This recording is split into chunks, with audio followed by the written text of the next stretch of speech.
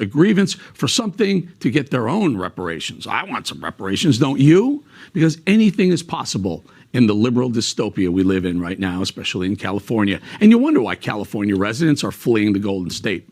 Join me now, the host of the David Harris Jr. Show and podcast, David Harris Jr., also here, Turning Point USA contributor, Erin Elmore. David, weigh in. I mean, it started at $200,000 per African-American or black person who identified that way. It went to $350,000. All of a sudden, it's $5 billion. Why stop there? How about $1 billion for everyone who identifies as black?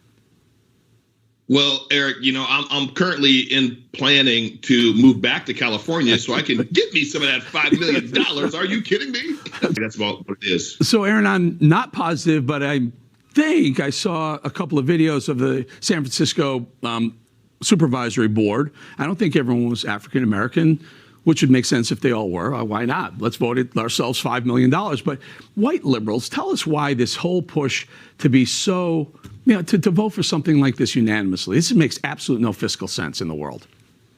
It certainly makes no fiscal sense whatsoever. And they've also allowed for basically a reparations or payments for absolutely nothing if you're transgendered. If I could get in the mind of white liberals, I think I would be a happier person, a more well-adjusted person, because for the life of me, I can't understand anything that they do, whether it's reparations or allowing boys to compete in girls' sports or saying that men can have babies. So all of this, kid drag shows too, by the way, don't forget about that. But all of this just shows you that these people are not operating in a reality that makes sense for most people. And San Francisco is going to be in a world of hurt. We already know that the crime is soaring. They've gotten rid of their district attorney because of the crime issues.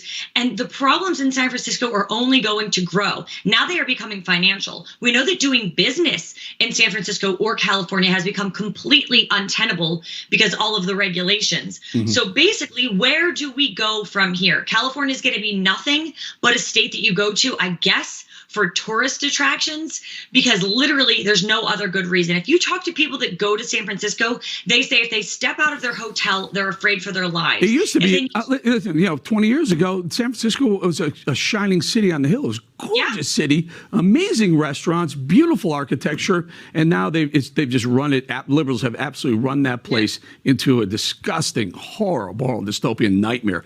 Erin, staying with you on this other story we wanted to talk about, let's go to Missouri, where Cori Bush, she's facing a second campaign finance complaint over paying for her husband's private security.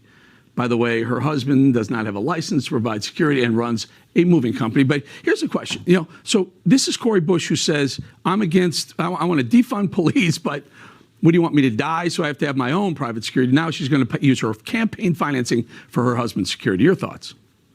And those are people that donated to her campaign. But as you touched on, she was the most vociferous person on the Democrat side that said we need to defund the police. And when asked, she has doubled and tripled and quadrupled down on this point. Yet she is paying private security and now using people that have generously donated their hard-earned money to her campaign to pay her husband what looks like nothing more than just using that money for personal gain. So I do hope that this is investigated thoroughly and she gets what's coming to her. You can't say one thing and do another. And there are two standards of justice in this country. If you're a Democrat, you can do whatever you want. If you're a Republican, like our January 6th defendants who are still sitting in jail, basically without due process. And I really, truly hope that Cori Bush gets what's coming to her. And by the way, back to San Francisco, it used to be so beautiful. My middle name is Marin, after Marin County, right over the bridge. My parents thought it was so beautiful they wanted to name me after it. We have come a long way with both these liberal politicians and San Francisco.